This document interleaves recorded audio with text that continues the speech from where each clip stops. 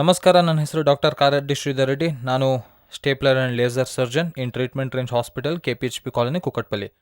ಇತ್ತೀಚೆಗೆ ಪುರುಷರಲ್ಲಿ ಗಮನಿಸಿದರೆ ಈ ಅಟ್ಯಾಚ್ಮೆಂಟ್ ಏನಿದೆ, ನಮ್ಮ ಅಂಗದ ಮುಂದೆ ಇರುವ ಸ್ಕಿನ್ ಏನಿದೆ, ಅದು ಕೆಳಗಿನ ಭಾಗದಲ್ಲಿ ಅಟ್ಯಾಚ್ ಆಗಿರುತ್ತೆ. ಅದನ್ನೇ ನಾವು ಫ್ರೆನ್ಯುಲಮ್ ಅಂತ ಕರಿತೀವಿ. ಈ ಫ್ರೆನ್ಯುಲಮ್ನಿಂದ ಯಾವ ಥರ ಪ್ರಾಬ್ಲಮ್ಸ್ ಬರುತ್ತೆ, ಈ ಫ್ರೆನ್ಯುಲಮ್ನ ಅಸಲಿಗೆ ಟ್ರೀಟ್ ಮಾಡಬೇಕಾ ಬೇಡವಾ, ಬಿಟ್ಬಿಟ್ರೆ ಯಾವ ಟೈಮ್ವರೆಗೂ ಬಿಡಬೇಕು, ಒಂದು ವೇಳೆ ಇಂಟರ್ವೆನ್ಷನ್ ಮಾಡಬೇಕು ಅಂದ್ಕೊಂಡ್ರೆ ಅದು ಚರ್ಮದ ಜೊತೆ ಅಂದರೆ ಸುಂತಿ ಜೊತೆಗೆ ಫ್ರೆನ್ಯುಲೋಪ್ಲಾಸ್ಟಿ ಮಾಡಿದ್ರೆ ಬೆಟರಾ, ಓನ್ಲಿ ಫ್ರೆನ್ಯುಲೋಪ್ಲಾಸ್ಟಿ ಮಾಡಿದ್ರೆ ಬೆಟರಾ ಅಂತ ಇವತ್ತು ಈ ವಿಡಿಯೋದಲ್ಲಿ ತಿಳ್ಕೊಳ್ಳೋಣ. ಮೊದಲು ನೋಡ್ಕೋಬೇಕಾಗಿರೋದು ಅಂಗದ ಮುಂದೆ ಇರುವ ಹೆಡ್ ಭಾಗ ಏನಿದೆ, ಅದನ್ನು ನಾವು ಗ್ಲ್ಯಾನ್ಸ್ ಅಂತೀವಿ. ಗ್ಲ್ಯಾನ್ಸ್. ಈ ಮುಂದೆ ಇರುವ ಚರ್ಮ ಏನಿದೆ, ಈ ಚರ್ಮ ಅನ್ನೋದು ಸ್ಟ್ರೈಟ್ ಆಗಿ ಹೀಗಿರುತ್ತೆ ಮೇಲಿರೋ ಚರ್ಮ. ಬಟ್ ಕೆಳಗಿರೋ ಚರ್ಮ ನೋಡಿಕೊಂಡ್ರೆ ಮಾತ್ರ ಇಲ್ಲಿ ಅಟ್ಯಾಚ್ ಆಗಿರುತ್ತೆ. ನೀವು ಗಮನಿಸಿದ್ರೆ ಮಾತ್ರ ಇಲ್ಲಿ ಅಟ್ಯಾಚ್ ಆಗಿರುತ್ತೆ, ಇಲ್ಲಿ ಮುಂದೆ ಹೋಗಿರುತ್ತೆ. ಅಟ್ಯಾಚ್ ಆಗಿರೋ ಈ ಪಾರ್ಟ್ನ ನಾವು ಫ್ರೆನ್ಯುಲಮ್ ಅಂತ ಕರಿತೀವಿ, ಫ್ರೆನ್ಯುಲಮ್ ಅಂತೀವಿ. ಫ್ರೆನ್ಯುಲಮ್. ಈ ಅಟ್ಯಾಚ್ಮೆಂಟ್ ಎಲ್ಲಿ ಅಟ್ಯಾಚ್ ಆಗಿರಬೇಕು ಅಂದರೆ ಜನರಲ್ ಆಗಿ ಪೂರ್ತಿ ಕೆಳಗಡೆ ಅಟ್ಯಾಚ್ ಆಗಿರಬೇಕು. ಬಟ್ ತುಂಬ ಜನಕ್ಕೆ ಈ ಅಟ್ಯಾಚ್ಮೆಂಟ್ ಇದು ಕೆಳಗಡೆ ಅಟ್ಯಾಚ್ ಆಗದೆ ಕೆಲವರಿಗೆ ಡಿಫ್ರೆಂಟ್ ಪ್ಲೇಸಸಲ್ಲಿ ಅಟ್ಯಾಚ್ ಆಗಿರುತ್ತೆ. ಅದನ್ನೇ ಹೈ ಅಟ್ಯಾಚ್ ಫ್ರೆನ್ಯುಲಮ್ ಅಂತ ಕರಿತೀವಿ. ಕೆಲವರಿಗೆ ಏನಾಗುತ್ತೆ ಅಂದರೆ ಕೆಲವರಿಗೆ ಇಲ್ಲಿ ಅಟ್ಯಾಚ್ ಆಗಿರುತ್ತೆ, ಇನ್ನು ಕೆಲವ್ರಿಗೆ ಇಲ್ಲಿ ಅಟ್ಯಾಚ್ ಆಗಿರುತ್ತೆ. ಕೆಲವ್ರಿಗಾದರೆ ಇಲ್ಲಿ ಅಟ್ಯಾಚ್ ಆಗಿರುತ್ತೆ, ಕೆಲವ್ರಿಗೆ ಮಾತ್ರ ಸೀದಾ ಮೂತ್ರ ಮಾಡೋ ಜಾಗದಲ್ಲಿ ಅಟ್ಯಾಚ್ ಆಗಿರುತ್ತೆ. ಹೀಗೆ ಅಟ್ಯಾಚ್ ಆಗಿರೋದ್ರಿಂದ ಏನಾಗುತ್ತೆ ಅಂದರೆ ಅವರು ಚರ್ಮ ಹಿಂದೆ ಕೇಳಿದಾಗ ಈ ಅಟ್ಯಾಚ್ಮೆಂಟ್ ಇರೋದ್ರಿಂದ ಸ್ಟಕ್ ಆಗ್ತಿರುತ್ತೆ ಚರ್ಮ. ಸ್ಟಕ್ ಆಗೋದು ಮಾತ್ರ ಅಲ್ಲದೆ ಆಗಾಗ ಈ ಅಂಗ ಅನ್ನೋದು ಬೆಂಡ್ ಕೂಡ ಆಗ್ತಾ ಇರುತ್ತೆ. ಇದರಿಂದ ಇಂಟರ್ಕೋರ್ಸ್ ಮಾಡುವಾಗ ತೊಂದರೆ ಆಗುತ್ತೆ, ಸೇರೋದಕ್ಕೆ ತೊಂದರೆ ಆಗುತ್ತೆ. ಸೊ ಈ ರೀತಿಯಾಗಿ ಸ್ಟ್ರೈಟ್ ಆಗಿರಬೇಕಾಗಿರೋ ಅಂಗ ಮುಂದೆ ಇರೋ ಪಾರ್ಟ್ ಮಾತ್ರ ಈ ರೀತಿಯಾಗಿ ಬೆಂಡ್ ಆಗೋಗುತ್ತೆ. ಸೊ ಈಗ ಬೆಂಡ್ ಆದಾಗ ಇಂಟರ್ಕೋರ್ಸ್ ಮಾಡೋಕ್ಕಾಗಲ್ಲ. ಒಂದು ವೇಳೆ ಬಲವಂತವಾಗಿ ಮಾಡಿದ್ರು ಇಂಟರ್ಕೋರ್ಸ್ ಮಾಡುವಾಗ ಈ ಅಟ್ಯಾಚ್ಮೆಂಟ್ ಏನಿದೆ ಇದು ಕಟ್ ಆಗೋ ಚಾನ್ಸಸ್ ಇರುತ್ತೆ.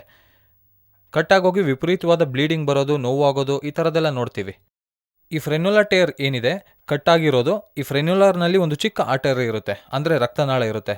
ಇದೇನಾದರೂ ಕಟ್ ಆಗೋದ್ರೆ ವಿಪರೀತವಾದ ರಕ್ತಸ್ರಾವ ಆಗೋದು, ನಾವು ಇಮಿಡಿಯೇಟಾಗಿ ಡಾಕ್ಟರ್ ಹತ್ರ ಹೋಗಿ ಒಂದು ಸ್ಯೂಚರ್ ಹಾಕಿಸ್ಕೋಬೇಕಾಗಿರೋ ಅನಿವಾರ್ಯತೆಗೆ ಬಂದೇ ಬರುತ್ತೆ.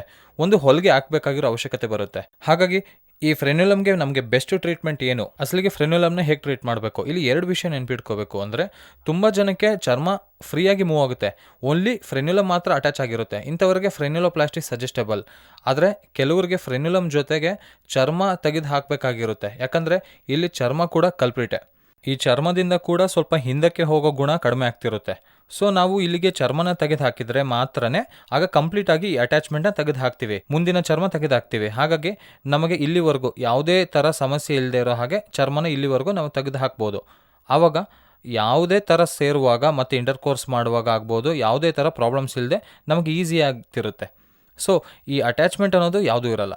ಸೊ ತುಂಬ ಜನ ನನ್ನ ಕೇಳ್ತಿರ್ತಾರೆ, ಬರೀ ಫ್ರೆನ್ಯುಲೋಪ್ಲಾಸ್ಟಿ ಮಾಡಿಸ್ಕೊಂಡ್ರೆ ಸರಿ ಹೋಗುತ್ತಾ?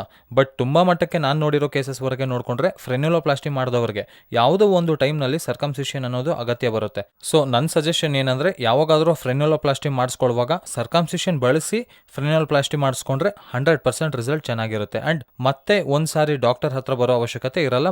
ಮತ್ತೆ ಫ್ಯೂಚರ್ನಲ್ಲಿ ಮತ್ತೆ ಈ ಅಟ್ಯಾಚ್ಮೆಂಟ್ ಆಗಲಿ ಮತ್ತೆ ಈ ಸ್ಕಿನ್ ಪ್ರಾಬ್ಲಮ್ಸ್ ಆಗಲಿ ಬರಲ್ಲ. ಸೊ ಈ ಥರ ಹೈ ಅಟ್ಯಾಚ್ ಫ್ರೆನ್ಯುಲಮ್ ಇದ್ದರೆ ಮಾತ್ರ ನಮಗೆ ನಮ್ಮ ಟ್ರೀಟ್ಮೆಂಟ್ ರೇಂಜ್ ಹಾಸ್ಪಿಟಲ್ನಲ್ಲಿ ಲೇಟೆಸ್ಟ್ ಟೆಕ್ನಾಲಜಿ ಏನಿದೆ ಲೇಸರ್, ಯಾವುದೇ ಥರ ಕುಯ್ಯೋದು ಹೊಲಿಗೆ ಹಾಕೋದು ಇಲ್ಲದೆ ಓನ್ಲಿ ಲೇಸರ್ನಲ್ಲಿ ಕಟ್ ಮಾಡ್ತಾರೆ, ಲೇಸರ್ನಲ್ಲೇ ಮಾಡ್ತಾರೆ. ಅದನ್ನೇ ಫ್ರೆನ್ಯುಲೋಪ್ಲಾಸ್ಟಿ ಅಂತ ಕರಿತೀವಿ. ಆದರೆ ಕೆಲವರಿಗೆ ರಕ್ತನಾಳ ಎವಿಡೆಂಟಾಗಿ ಕಾಣುತ್ತೆ, ಅಂದರೆ ರಕ್ತನಾಳ ಕಾಣಿಸಿದಾಗ ಖಚಿತವಾಗಿ ಒಂದು ಸ್ಯೂಚರ್ ಹಾಕ್ತೀವಿ. ಕೆಲವರಿಗೆ ರಕ್ತನಾಳ ಕಾಣಿಸಲ್ಲ, ಕಾಣಿಸದೇ ಇದ್ದಾಗ ವಿತೌಟ್ ಸ್ಯೂಚರ್ನಲ್ಲೇ ನಾವು ಫ್ರೆನ್ಯುಲೋಪ್ಲಾಸ್ಟಿ ಮಾಡಿಸ್ಬೋದು. ಕೇವಲ ಲೇಸರ್ನಲ್ಲಿ ಕಟ್ ಮಾಡಿಬಿಟ್ರೆ ಅದು ಆಟೋಮೆಟಿಕ್ಕಾಗಿ ಹೀಲ್ ಆಗೋಗುತ್ತೆ. ಸೊ ಈ ಫ್ರೆನ್ಯುಲೋಪ್ಲಾಸ್ಟಿ ಯಾರಿಗಾದರೂ ನೀಡಿದೆ ಅನಿಸಿದರೆ ಖಚಿತವಾಗಿ ನನ್ನನ್ನು ಟ್ರೀಟ್ಮೆಂಟ್ ರೇಂಜ್ ಹಾಸ್ಪಿಟಲ್ನಲ್ಲಿ ಕನ್ಸಲ್ಟ್ ಆಗಿ ಈ ಫ್ರೆನ್ಯುಲೋಪ್ಲಾಸ್ಟಿ ಟ್ರೀಟ್ಮೆಂಟ್ ಮಾಡಿಸ್ಕೋಬೋದು ಲೇಸರ್ನಲ್ಲಿ. Thank you very much.